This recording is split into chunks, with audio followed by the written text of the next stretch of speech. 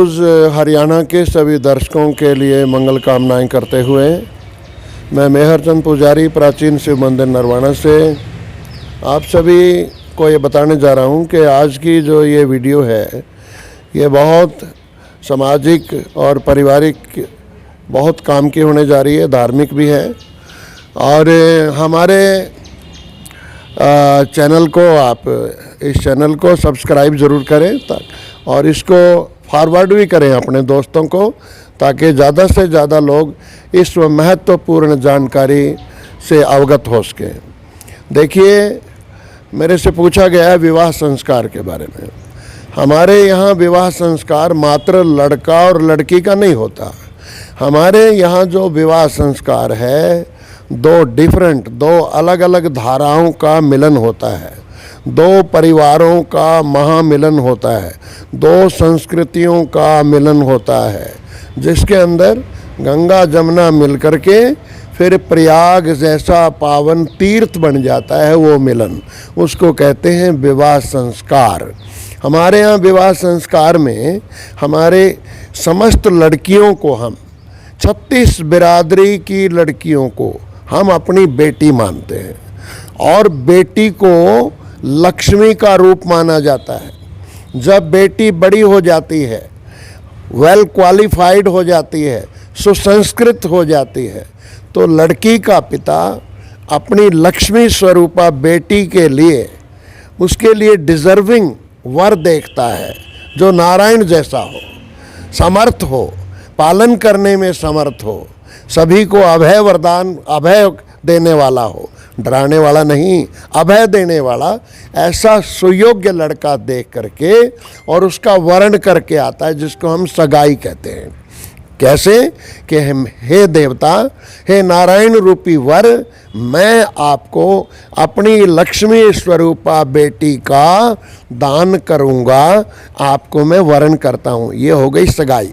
इसके बाद जब लड़के की जो बारात आती है, बारात में वो विष्णु भगवान आए हैं, वो विशेष कपड़े पहनाए जाते हैं, माला पहनाई जाती हैं, हल्दी आदि लगा के उस वर के अंदर विशेष शक्तियों का आधान किया जाता है, शक्तियों का उसमें आवाहन किया जाता है।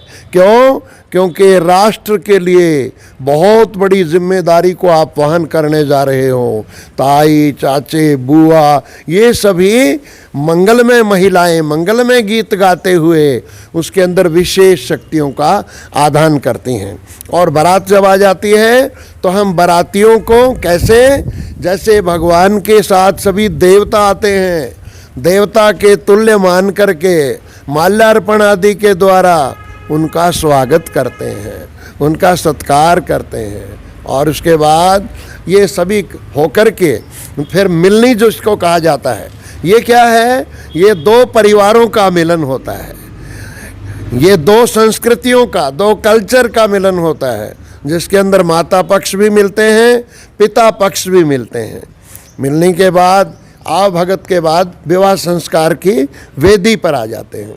विवाह संस्कार की वेदी पे कन्या का पिता कन्या की माता के साथ, यानी अपनी अर्धांगिनी के साथ, दोनों बच्चों के मंगलमय जीवन की कामना करते हुए देवताओं का पूजन करता है। देवताओं का पूजन विद्वान सुयोग्य पंडित की देखरेख में करवाया जाता है। और उसके बाद फिर पूजन के बाद वर का पूजन करता है। पूजन क्यों करता है? क्योंकि वो नारायण रूप में है। उसको ये नहीं कि लड़के के नाम से जानता हो, वो यद्यपि नाम का पता होता है, लेकिन उस नाम की पूजा नहीं हो रही होती।